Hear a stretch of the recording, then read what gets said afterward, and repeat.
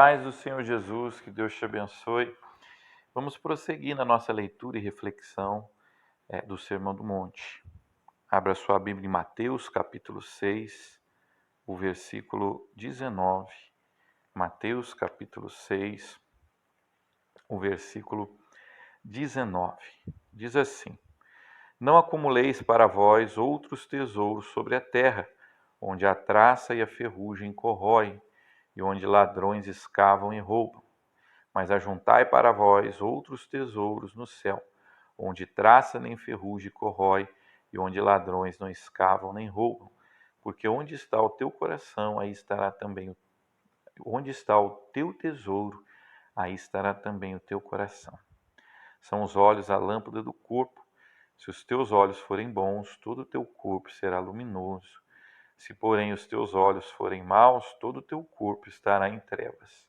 Portanto, caso a luz que em ti há sejam trevas, que grandes trevas serão, ninguém pode servir a dois senhores, porque ou há de aborrecer-se de um e amar ao outro, ou se devotará a um e desprezará o outro. Não podeis servir a Deus e as riquezas. Meu querido irmão, você deve fazer a seguinte pergunta: o que é mais importante na minha vida? Será que eu tenho colocado na minha vida os bens materiais na frente dos bens espirituais? Ou seja, eu estou mais preocupado em ganhar dinheiro, em conquistar as coisas materiais do que em servir a Deus? Nós não trabalhamos, para viver.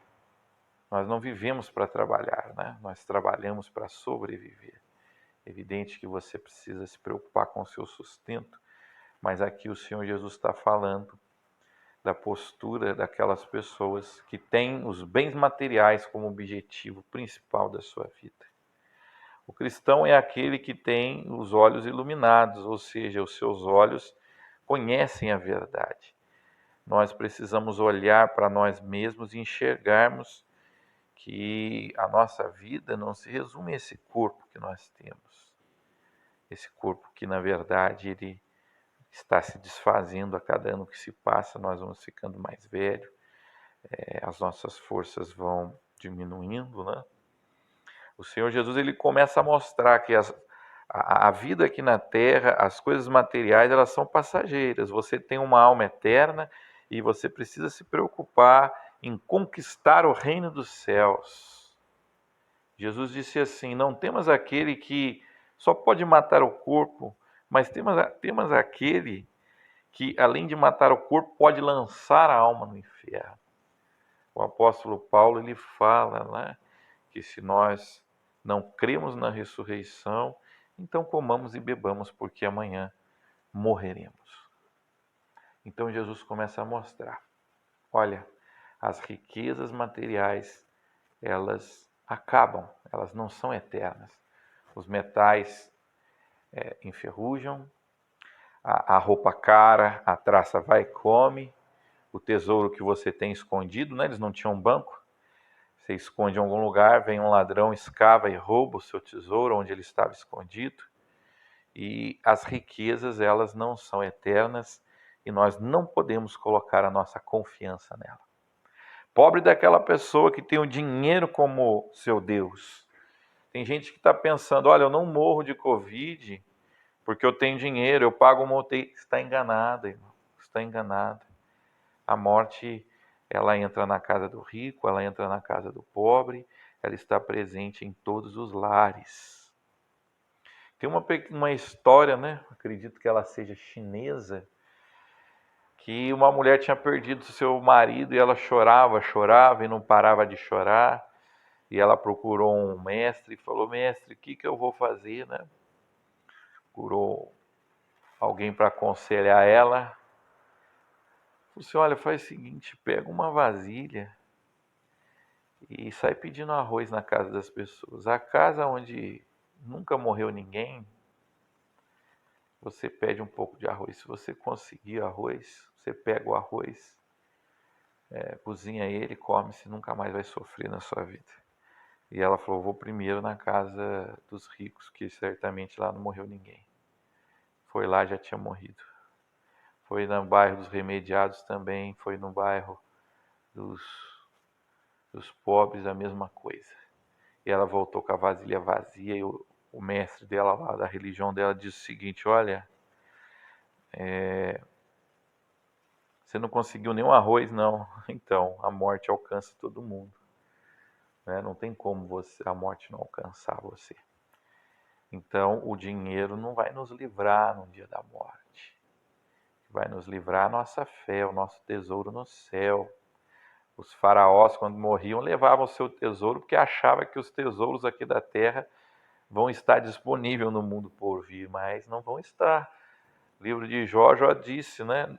Nu saí do ventre da minha mãe e nu para lá voltarei. Você não vai levar nada do que você tem aqui na terra para o céu. Não vai. A palavra de Deus diz que o rico e o pobre foram colocados na balança e os dois têm o mesmo valor. As riquezas, elas não transferem. O nosso Senhor Jesus disse, né, irmãos, aos crentes de Esmirna, né? Assim, vocês são ricos, são pobres, mas são ricos. Por quê? Eram ricos espiritualmente. E os crentes de Laodiceia, vocês são ricos, mas são pobres, ou seja, são ricos materialmente, mas pobres espiritualmente. Nós temos bons exemplos de pessoas que souberam olhar para a eternidade e não colocaram o seu coração nas riquezas, né? E nós temos também maus exemplos de pessoas que colocaram o seu coração na riqueza. E a riqueza, quando ela se torna um Deus, ela pode atrapalhar o homem de entrar no reino dos céus. Não que seja pecado ter riquezas, né? Se você tem, o seu coração não está nelas, amém. Mas você que possui o dinheiro, não o dinheiro que te possui, você não vive em função do dinheiro. O dinheiro, ele é um bom servo, mas um mau patrão, né? Então nós vemos um jovem que a riqueza atrapalhou ele de entrar no reino dos céus. Jesus falou que era difícil um rico entrar no reino dos céus, porque a riqueza às vezes é um empecilho, muitas vezes é um empecilho. Era um jovem de boa qualidade e ele chegou: bom mestre, o que eu farei para herdar a vida eterna? Ele sentia que faltava algo para ele. E aí o Senhor começou a recitar os mandamentos: não matarás, não roubarás, não dirás falso testemunho. E ele falou: tudo isso eu tenho feito. E o Senhor falou: uma coisa te falta, vai, vende tudo que tem, dá aos pobres e terá um lugar no reino dos céus. E ele foi embora triste porque ele não queria se desfazer da sua riqueza. Faltava para ele cumprir o grande mandamento que diz: amarás o Senhor teu Deus de todo o teu coração. O dinheiro estava entre ele e Deus, e o dinheiro atrapalhou ele de servir a Deus. Lembra, irmão, de Gease, o moço do profeta Eliseu? Quando Naamã trouxe roupas, prata, o profeta não aceitou. Mas Gease, tomado pela ganância, foi lá e mentiu que o profeta pediu roupa e prata, e tomou prata. Essa ganância, irmãos, fez com que ele fosse amaldiçoado, e a lepra de Naamã foi para ele. Então as pessoas gananciosas, elas muitas vezes se perdem. O apóstolo Paulo diz que muitos, desejando ser ricos, caíram na cilada do diabo e desejaram coisas que não deveriam desejar. Então você que é crente, você tem um bom exemplo de Paulo. Paulo, ele disse: eu sei viver abastado, dou glória a Deus. Eu sei viver em falta e dou glória a Deus. Eu posso comer salmão, eu dou glória a Deus. Eu posso comer miojo, eu dou glória a Deus. Porque em tudo ele sabia viver. Na fartura e também na escassez. Nós temos que ser dessa forma, né? Moisés também, ele preferiu ser maltratado com o povo de Deus. Ele saiu do castelo do faraó, porque ele foi criado como príncipe, como filho da filha do faraó. Mas ele preferiu ser maltratado com o povo de Deus, porque ele enxergava a recompensa que estava sendo conquistada para ele no céu.